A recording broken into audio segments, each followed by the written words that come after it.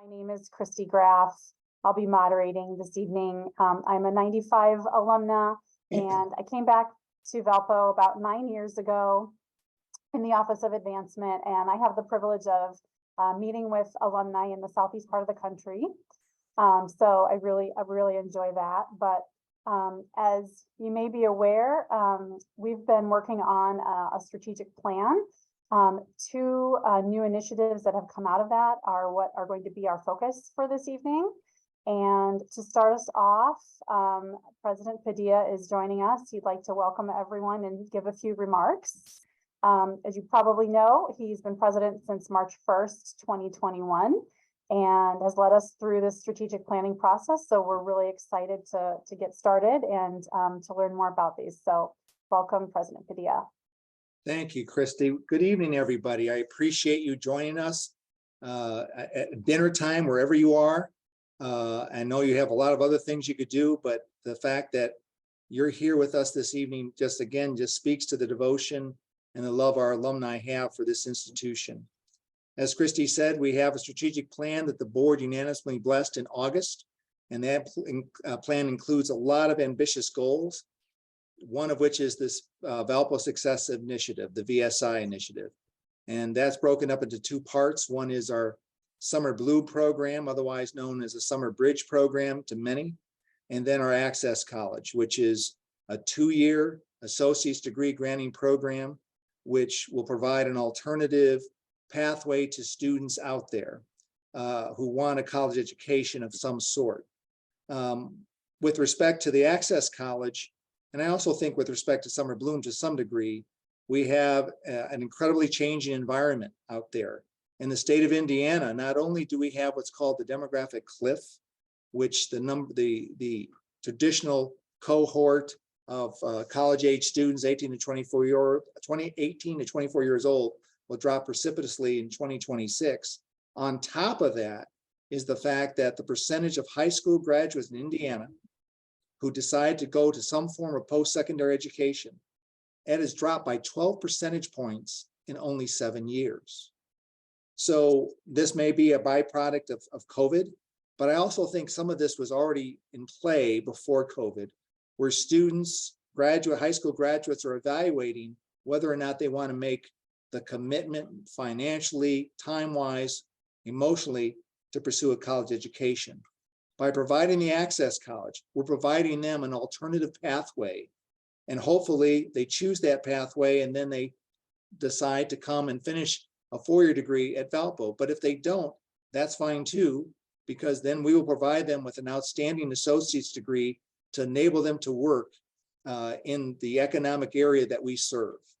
I think we're called to do this to provide alternative pathways for our students. And the same thing with the Summer Bloom program.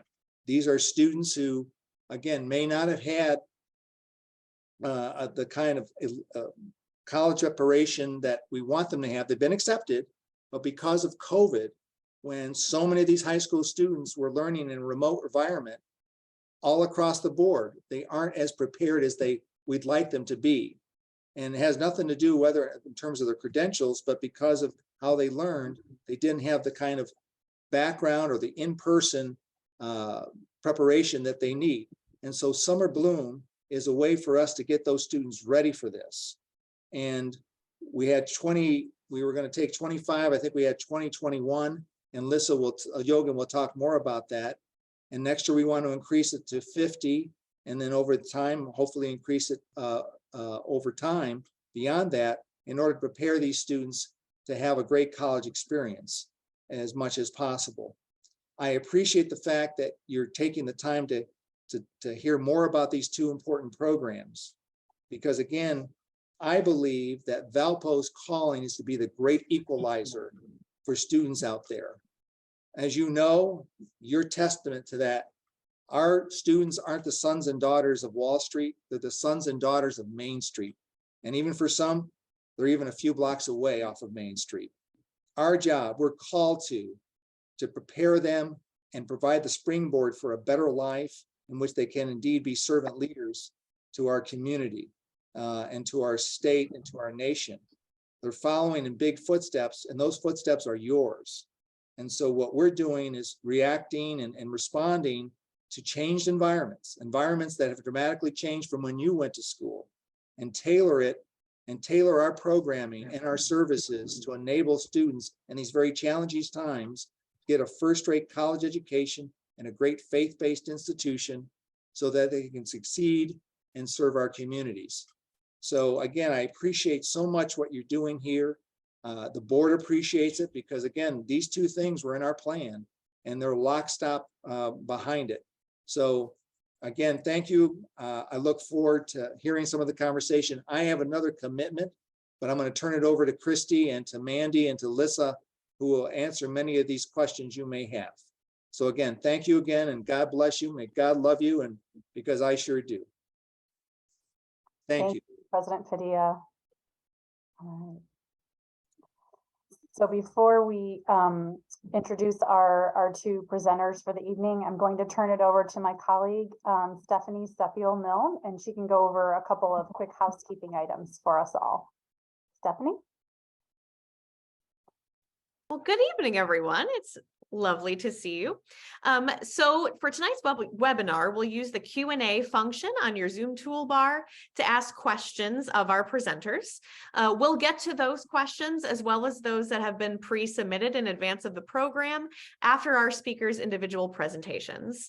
This program is also being recorded, so you'll be able to watch a full replay of our discussion on the Valpo Alumni YouTube channel and share it with friends and family who may not have been able to join us this evening. And you will get a copy of this recording in your email. Okay, thank you, Stephanie. So I'm honored and privileged to introduce tonight's two presenters. Lissa Yogan is going to be covering the Summer Bloom Bridge program. Lissa studied international economics and cultural affairs at Valparaiso University. Upon completing her master's work in higher education and counseling psychology at the Ohio State University, she worked at the University of Maryland, College Park, and St. Mary's College in South Bend. She completed her PhD in sociology at the University of Notre Dame. Lissa's work with the African American and homeless communities in Washington, D.C. sparked her interest in sociology. She's joining us this evening to discuss her work with the Summer Bloom Bridge program. Welcome, Lissa. Thank you, Christy. It's a real pleasure to be here. Thank you all for your interest in learning more about these two programs. Yes. And then our other speaker is Amanda Brobst-Reno. She began teaching in our theology department in 2018. She's an ordained pastor in the Evangelical Lutheran Church in America and served as a parish pastor for 5 years in Malone, Texas, while completing her PhD in New Testament Studies at Baylor University. Mandy's teaching and scholarly work is in the New Testament, specifically the Gospel of Luke. Her particular interest in rhetoric, how the biblical authors communicate, undergirds the question of why authors chose to communicate in the ways they did. And Mandy is joining us this evening to discuss work with the Access College. So welcome, Mandy. Thanks. Good evening, everyone. Glad you're here. So we'll first start with Lissa, and we'll have her give just kind of an overview and summary of the Summer Bloom Bridge program. She's got a slideshow that she's prepared for tonight, so we'll let her guide us through this. So, all right, thank you so much. So for those of you who are not familiar with bridge programs, I want to quickly just say that these are common across the United States. Many institutions do this, and the idea is to give students a very comprehensive experience in about 2 to 4 weeks. It depends on, each university does different lengths of time. And the idea is we want to orient them to campus and also to the rigors of academic work at the college level. At Valpo, we particularly decided to bridge two things. We wanted to bridge culture and we wanted to bridge academics.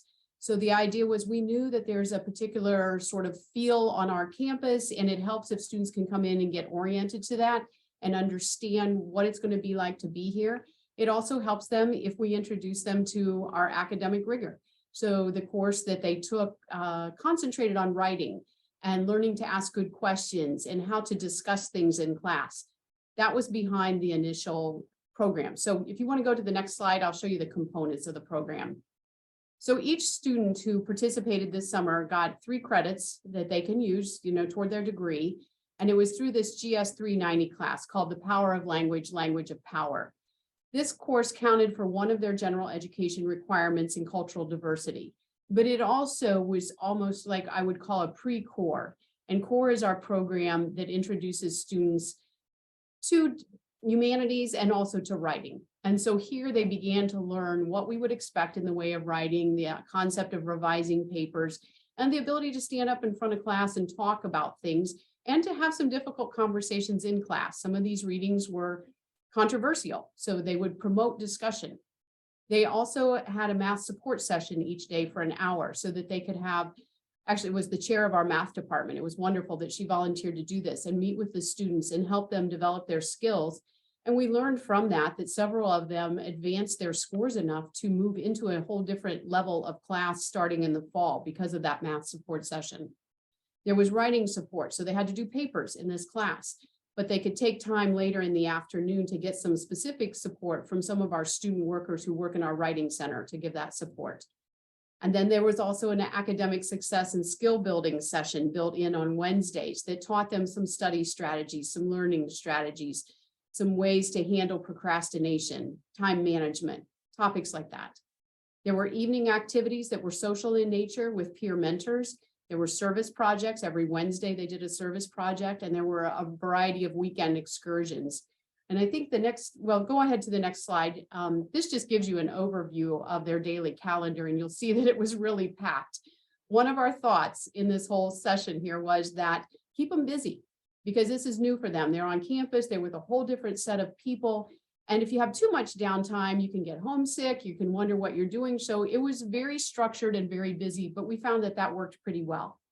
You want to go to the next few slides. The next ones are just a few pictures. So this is them in the classroom. We had 2 outstanding professors, Allison Schutte and Richard Sevier, both in the Department of English that taught the class. They are literally 2 of our best professors on campus. So they were getting some of our best in terms of the teaching. You can go to the next one. This is a couple of the service projects. That's Professor Going making ice cream, I think, out of some chemical concoction. I don't totally understand it, but they love that. That was a lot of fun. And then in the next one, they're making blankets to give to a hospice center, I believe. And they enjoyed that too. Community building, they gathered. We had different events during the 4 weeks, cookouts, cornhole toss. This was taken, the picture at one of the gatherings where we got everybody together in one picture and just had some nice time outside together. And the next one.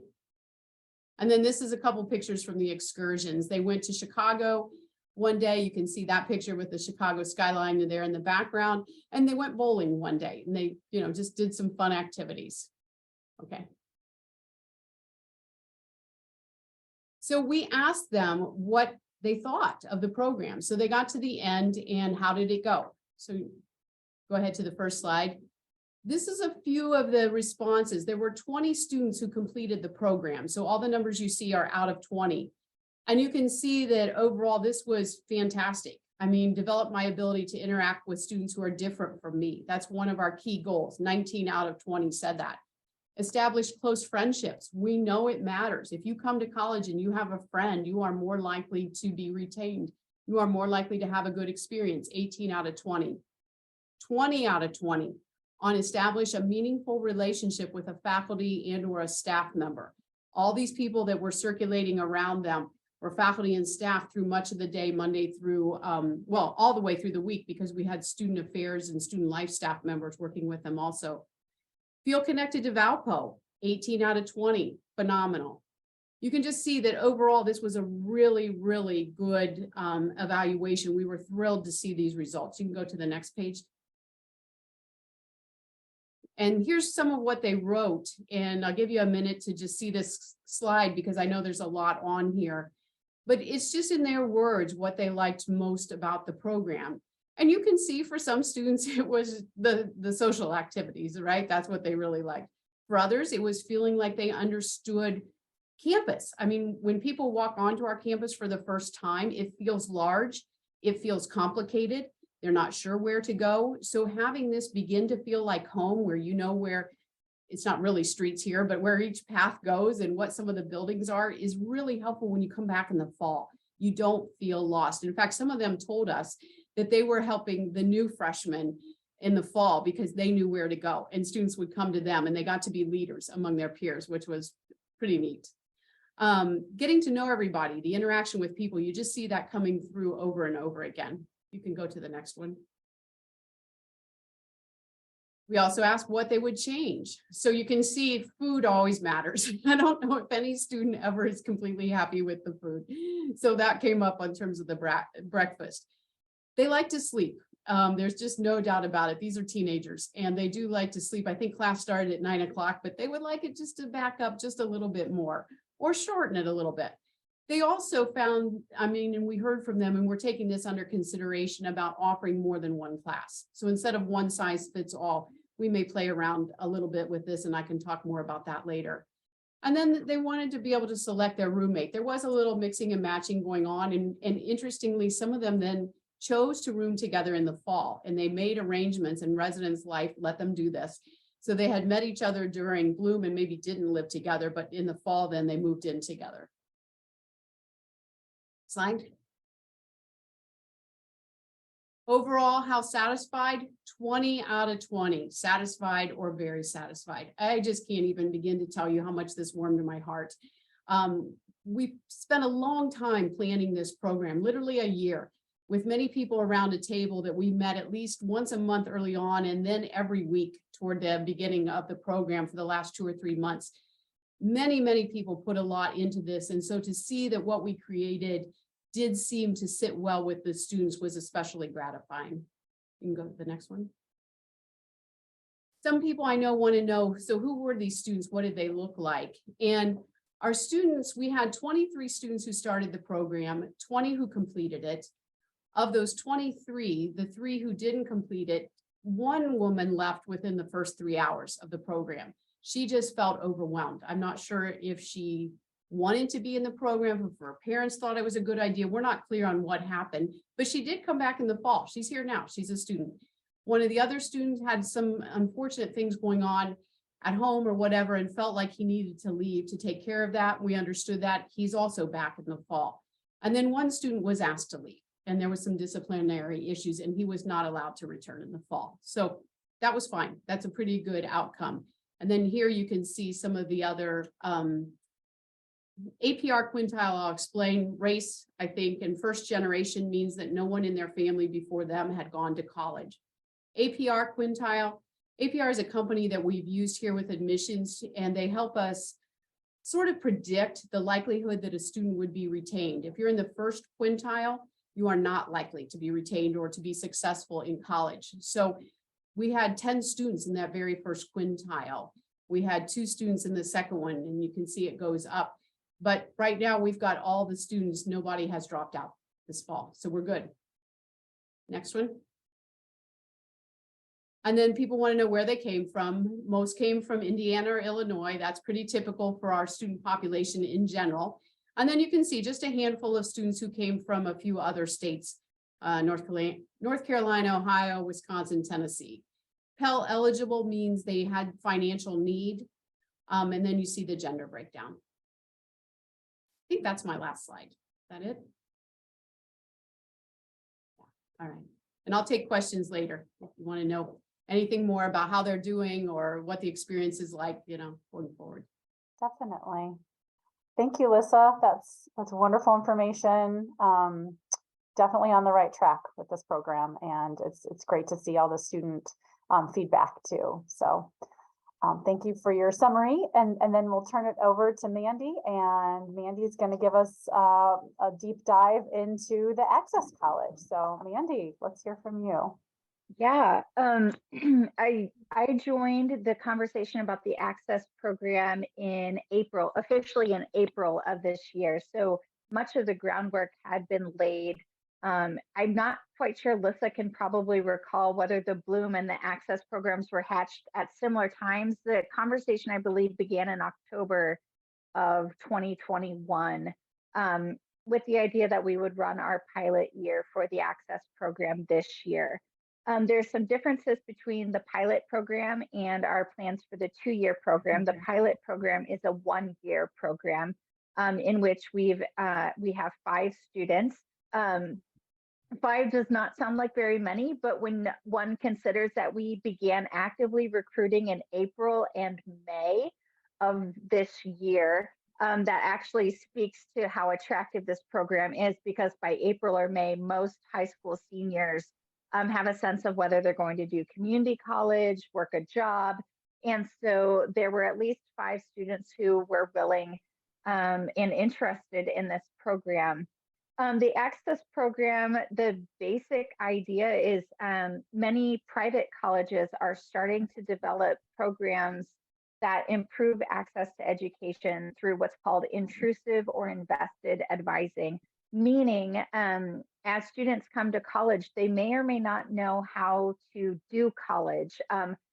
The Access program attracts students who are first generation college students and who are Pell eligible, meaning they have financial need, as Lissa said a moment ago. And their grade point averages are between 2.4 and 2.8. There is some overlap in the grade point between our traditional 4-year students who may be admitted with as low as a 2.6, 2.7. And so you can kind of see there's a bit of a Venn diagram between the Bloom and the Access program. Most of the Access students are in the first quintile, meaning we're not sure that they will persist. And the program is designed to invest in their persistence. So what that looks like on the ground this year is I work with the students based on what they need. So some students need help with things like writing a professor. Not everybody knows that there's a genre of email for writing professor. In fact, as a person in the theology department, many of our 4-year students need a little bit of help learning the genre of writing professors. But before I get too far into the academic structure, the reason when Jose approached me and said, there's this program and I'd like you to consider, being the interim director for this. The reason that made me say yes, as a theologian, as somebody on the 4th year of the tenure track in the theology department, was that he said, this is deeply invested in our mission. And I agree with him wholeheartedly. In terms of the Lutheran belief in education and belief in access to education, it draws deeply on our Lutheran heritage, not just Lutheran heritage in general, but our Valpo heritage in particular. Martin Luther, as many of you probably know, advocated for education, not just of the elites and not just of male elites, but advocated for the education of all, and utilized his small catechism as a means of doing that in a faith-based environment. Borrowing also, I am an ELCA pastor, so if I didn't give you all a mini confirmation lesson, they'd take away my card or something. But in Luther's, if any of you, most of you probably learned the small catechism. If you're Lutheran and went through catechism, some of you might have like religious trauma. Don't worry, I'm not going to make you recite it for me. But in his commentary in the large catechism, on his commentary on the 8th commandment, which says you're supposed to interpret your neighbor's act, or in the 5th commandment, where you shall not murder, he says, if you have the means to preserve somebody's life and you don't, you're responsible for that. And I translate this to education. We have the means to educate people in a high touch environment where professors pay attention to their students. We know our students, we care about our students, we notice if they're not there. It's a natural environment to welcome students who need somebody to look out for them. And so this past year with our 5 students in the inaugural program, I've been doing just that. Some students need a text to say, hey, did you make it to social work today? And with this time of the year, I'm surely sending a lot of those texts. And it's really fun seeing these students that after a semester of saying, hey, do you need support with this? Do you need help drafting an email to a professor? Now the students are saying, I got it, Professor BR. When I say, do you need me to text you to remind you? They say, I've got it. And that's exactly the goal of this program. For a student who comes from a background that may not have college on the radar, to say, you can do college. To hear them say, I've got this, when they're, from a young age, probably told, oh, we don't know if college is for you. It's a singular joy. And so one of the things that I've worked with Lissa and a few others on is designing an academic structure for the 2-year program that will conform to the Indiana core requirements, which are the Indiana for associate's degrees, fulfilling basic requirements for students to transition from a 2-year degree to a 4-year degree. So we're working to make sure that the classes match up with the expectations for students coming out with an associate's degree so that the degree is transferable. Most of the other programs across the United States, so they're popping up, especially with Catholic institutions. For example, Loyola University has an associated college named Arupe College, and St. Thomas University in Minnesota has one called Doherty Family College.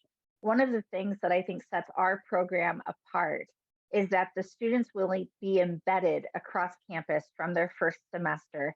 So they'll have a handful of courses that are taken as a cohort, and they'll have some co-curricular activities together. But then beyond that, they'll filter to their majors. Any of you who identify as CC students and graduates will recognize this program.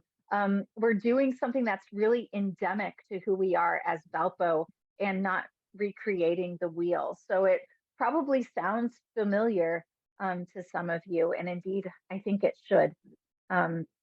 It's one way that Valpo can build a bigger table and welcome all the prodigals and the elder brothers to the table at the same time.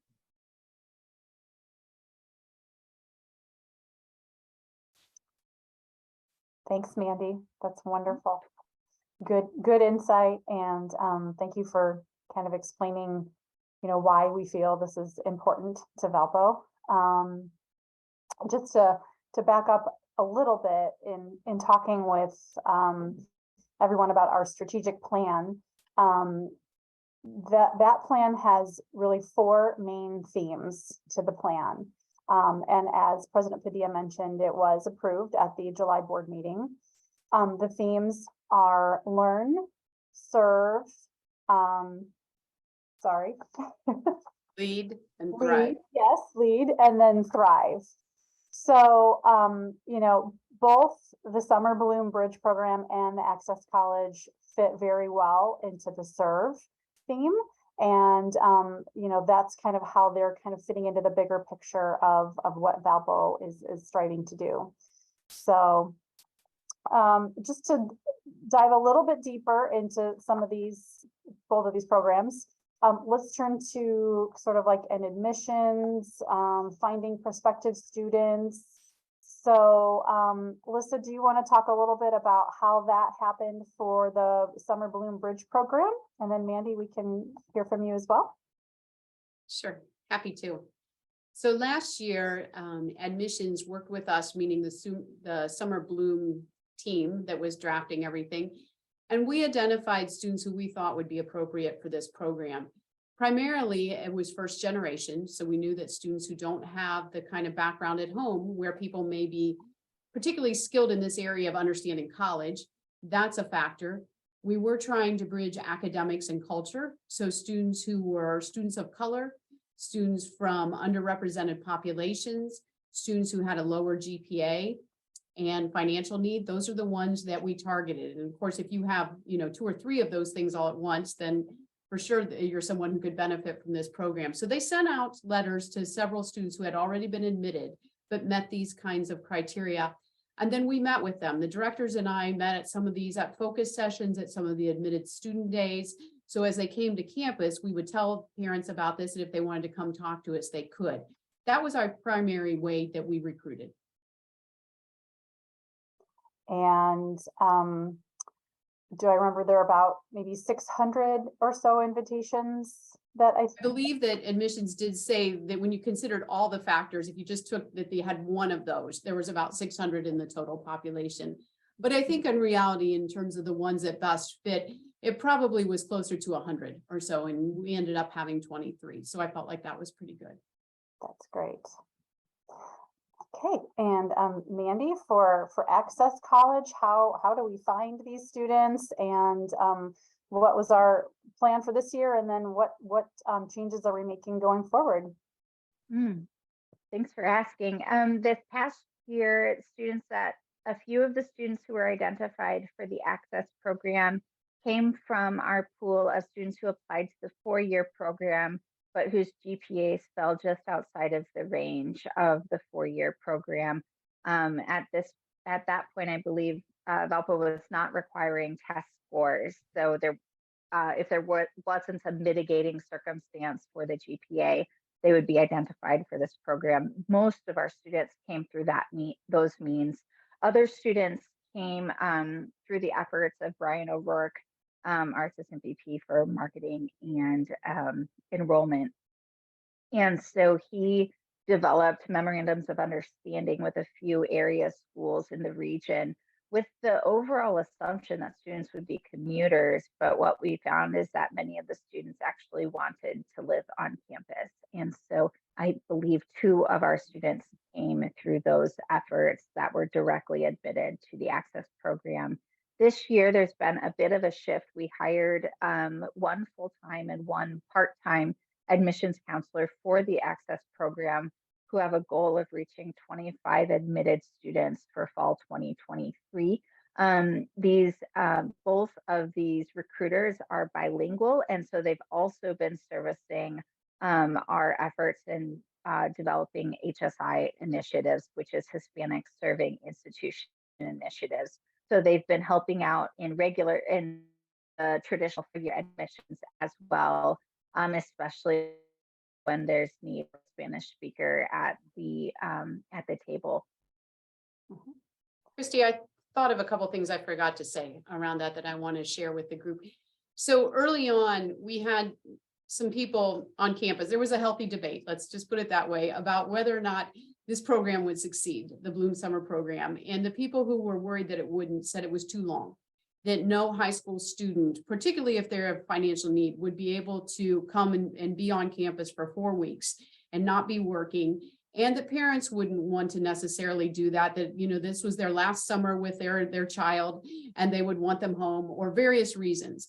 We really did not find that to be the case, but we did develop some talking points for families. So one of those is by getting 3 credits, and you get a credit for this course, a 3-credit class on our campus would cost you somewhere around $1,700 easily. And so that's not every student's going to make $1,700 in 4 weeks. And they had free room and board. So they're not having to pay anything when they come for the Bloom program. Additionally, we offered a $500 scholarship for the fall semester if they completed the program. So there was a carrot, if you will, an incentive to complete the program and also gain this additional $500 scholarship.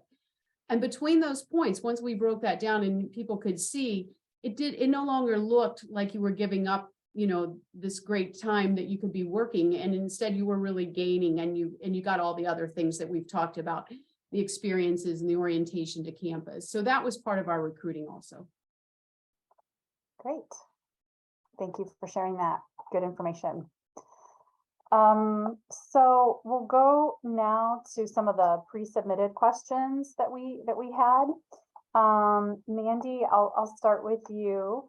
If you could explain a little bit about the curriculum at the Access College, and then in addition to that, how is it similar to and different from a community college experience?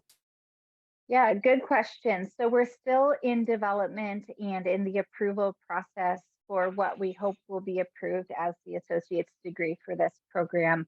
And it's designed again with the Indiana core in mind. So the students will be taking our regular 4-year courses, and we'll start off in a cohort-based model with their core 110 class and with their General Studies 100 class, which introduces basic study skills to the students. From there, the idea is by and large based on this year's model, where the students are traveling in a mini cohort of 5. So they're embedded in regular courses across campus, but they're taking them all together. That idea kind of, I thought, well, what happens if they continue traveling in mini cohorts? If you have 25 students and you say, okay, you 10 are considering business major, why don't you take your first business class when you have this scaffolding and these robust academic supports? One of the blessings of being at Valpo is many of our first courses in a major will count for other things toward graduation. If a student takes their initial course and says, "Ooh, I don't think I want to do this for my career," the students will be able to utilize those credits for other purposes. So they'll take their core 110 and 115 courses. They'll take their first natural science course with a lab. They'll take a quantitative analysis course. They will also take their theology course in their first 2 years here, which is based on the model of the other colleges that we've studied that are in a private Christian environment. And then from there, they'll have a couple of general studies courses. And then one, I believe, their cultural diversity credit as well. And then they will be able to take up to 15 credits in what I'm calling their intended major. So if this program is to be approved, again, it's still in development phases, it would be an associate's in university studies, which means that if a student determines that 2 years is a pause point or the end of their educational journey, they can demonstrate, oh, I've had all of these general education courses along with 5 business courses. That makes me a huge asset to a bank. It makes me a huge asset to a firm. So students will be able to demonstrate based on their transcript, their facility and acuity in different schools. Or a student who takes 5 courses in education could say, you know, I'm a great candidate for a paraprofessional opportunity, which elementary and middle and high school, like primary education right now is really starving for aides in the classroom. So that's a few examples of what students might do. The hope, though, is that students will build these social relationships. They have their first few business courses as they make friends in the business course. This is part of why we want them in their major courses right away, so that they're making friends in the business. What we know about our students is the students that persist tend to have other students that are invested in their longevity here. And it is our hope that students will find Valpo to be the home that many of us have discovered Valpo to be and choose to stay with us. Thank you. And how does this relate to the community college experience? We've had some questions about that. Obviously, it's a very different experience, but you can elaborate better on why. Yeah, what we know about programs with the intentional mentoring, and the students will also have probably required study hours, much like our student athletes have. What we know about programs like this is that students tend to thrive in these programs and experience better educational outcomes relative to other programs where they might be figuring out the resources they need on their own. So this program takes the resources that are available to all of our students and organizes them on behalf of the students. So in that way, the academic supports do seem to make a huge difference for students. Yep. And one more follow-up question. So something that you mentioned in the first part of the question about the students being in classes with other Valpo students. How are the Access students feeling about that? And how are the 4-year Valpo students feeling about that? Most of the Access students are taking to it like ducks to water, so to speak. And the 4-year students don't know. If the professors wouldn't know if I wasn't providing the academic support and check-ins that are a component of the so-called invested or intrusive advising. These students have merged into the community really beautifully. One of the students was in my office a couple of weeks ago, and he said, I don't know that I've ever been this happy. And so it's really cool. I just feel like it's working. I just get so excited that how we dreamt it is working. Yeah, that's wonderful. That's great. Christy, I can add to that, that the Bloom students are not identified either. So faculty don't know who they are, students don't know who they are. They just came in and had a head start in some ways. So unless they say something about it, nobody knows. Mhm. And for the Bloom students, I'm sure you're keeping track of them. So how are they doing? Yes, we are watching very closely. So we have those lists and monitor. And I'm thrilled to say that at midterms, the average GPA was 2.4, which maybe doesn't sound great, but we have students who come in here and have 3 5s and drop down to a 2.2 or something like that. The high school experience and their GPA there was just not predictive for them when they hit our academics. So having, as a group, an average of 2.4 is really good. But we do have one big area of concern, and that's there's this difference between commuter students and residential students. So the commuter students' midterm GPA average is 1.6, and the residential students' midterm GPA is 2.6. That's a full point, and that's big. That's really big, because you need a 2.0 to graduate. So being below that is not a good situation. We only have 4 students right now that are commuters. So most of them are residential, but those 4 students who are commuters, it's something's happening there that we want to try to work on with them, because their GPAs are suffering, their academic performance is suffering. And that's some of our goals for this year, is to figure out how to work with these students throughout the whole year. And if I had a way to give them the money to live on campus, I would absolutely do that. They often are coming from families where they just see it as a cost savings for them to stay at home. And so that's what they do. But I think it's taking a bit of a toll. Sure. Well, sounds like the Bloom students are doing really well. We're very thankful for that, and I'm sure you'll keep a close eye on them. So, another question that came in was about the funding model for the VSI, and actually I can kind of cover that one a little bit. So the startup costs for both programs, both the Summer Bloom Bridge program and the Access College, is about $3 million. We have a very generous donor who has anonymously come forward and expressed an interest in providing a matching gift opportunity for $1.5 million. So we're really looking for that other $1.5 million to kind of get us to the $3 million startup cost level.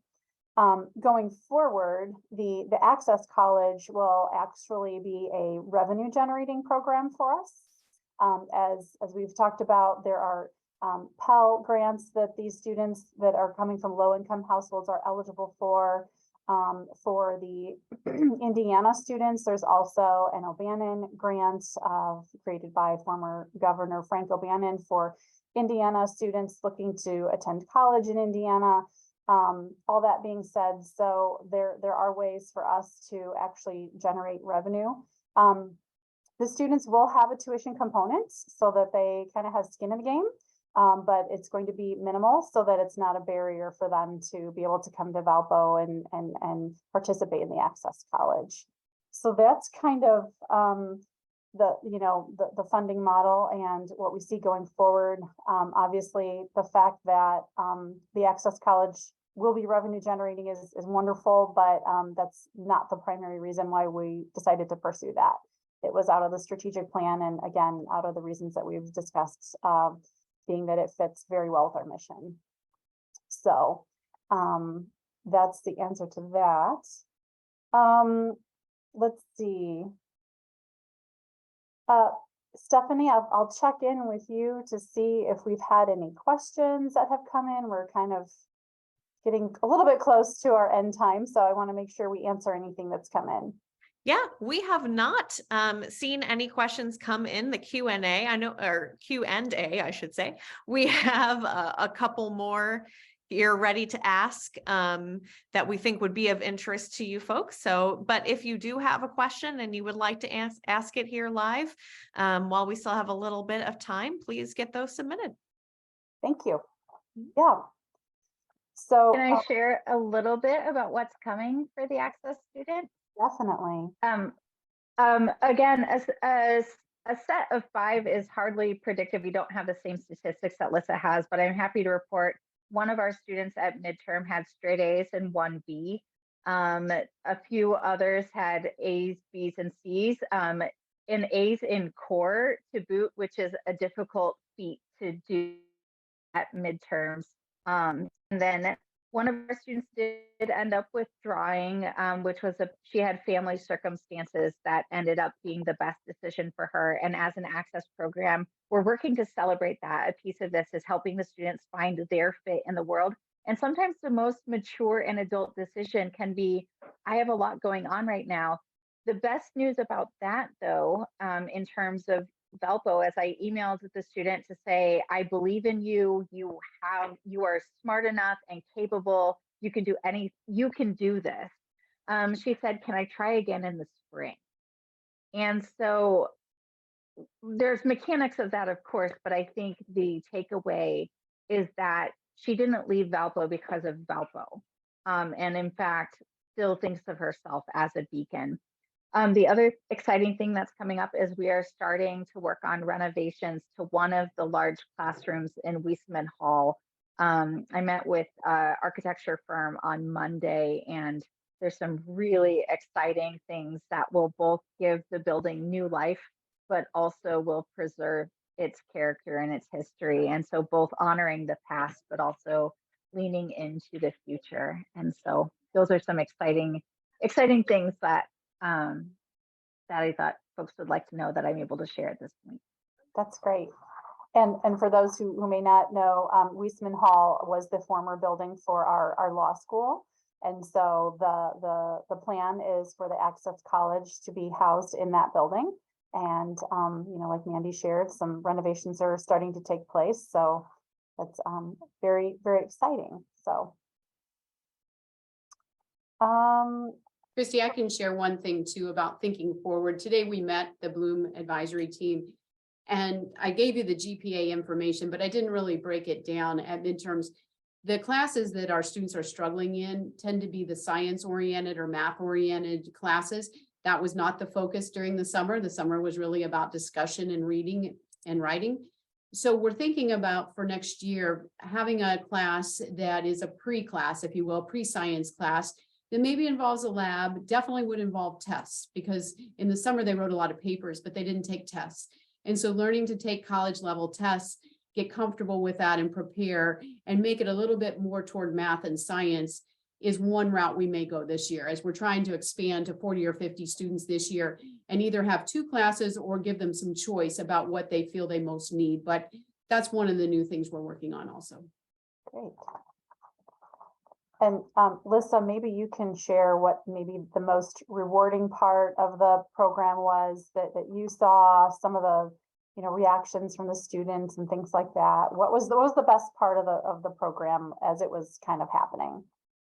I think the best part was the closing ceremony when they had their family come in and the directors talked and they came up and got a little award, and they had done some skits.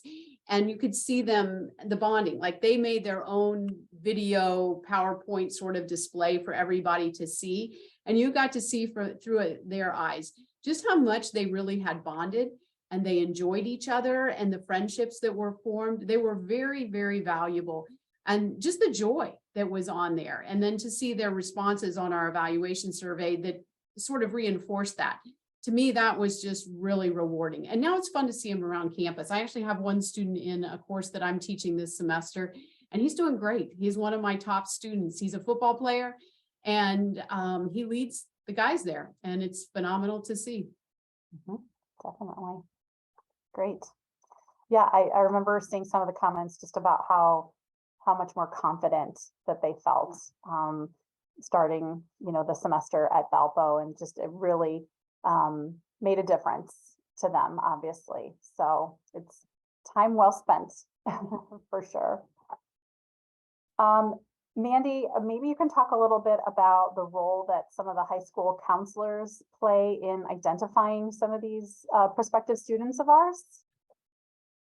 Yeah, it's been really fun to meet with high school counselors because I have this distinct memory of meeting with the high school counselors at Michigan City High School. And they looked at me and they said, "You're doing what? Are you kidding?" And I'm like, "No, this is what we're doing." And the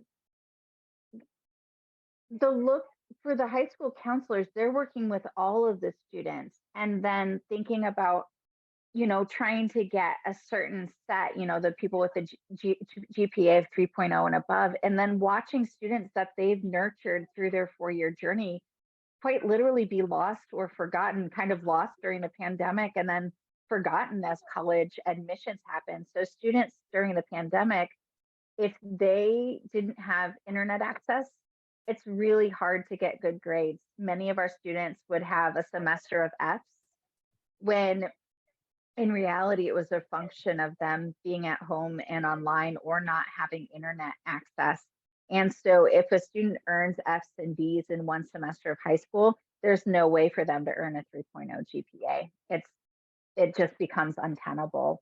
And so we're watching students who might otherwise be lost in an academic system find a space and find a seat at the table. So the high school counselors that I've met are really excited about the program. So it's really cool to see. Yeah. And I know you've talked in the past about some of the sort of wraparound services that the Access College is hoping to provide, and maybe some ideas for what that might look like. So maybe kind of explain what that means.